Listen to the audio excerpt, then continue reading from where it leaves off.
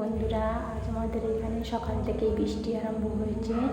দেখো জোরে করে সেরকম হাওয়া দিচ্ছে, বাইরে কেউ বেরোতে পারছে না।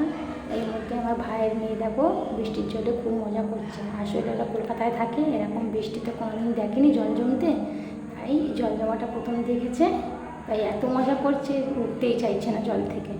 শুয়ে পড়ে বলছে পিসি একটু ভিডিও করো আমাকে, তাই ওকে নিয়ে একটু ভিডিও করলাম। দেখো বাইরে কেউ নেই, ও একাই হইচই করছে আর আমাকে দিয়ে খালি মোবাইলে ফটো তুলছে। দেখো এত হাওয়া দিচ্ছে যে গাছপালা সব একদম তারের মধ্যে এসে পড়ছে। বাইরে কেউ বেরোয়নি আমরা, ও একা একা বেশি থেকে আমি ভিজছি, আমার মেয়েও ভিজছে, তাই ওর মাও থাকতে না পেরে ওর মাও বাইরে বেরিয়ে এসছে বৃষ্টিতে ভেজার জন্য।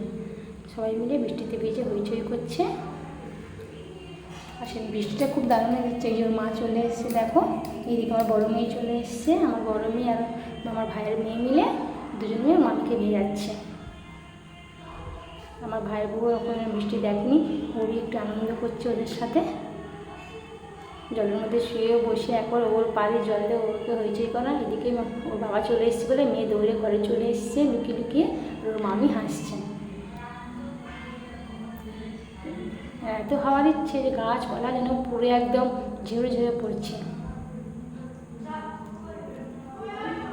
মেয়ে একটা ছাতা নিয়ে বাইরে বেরিয়ে গেছে, বাবাকে বলছে আমি দোকানে গেছিলাম, তো ছাতা নিয়ে বেরিয়েছি, দেখো বৃষ্টিতে ভিজে গেছি, তাতে বাবা না কিছু ওকে বলতে পারে।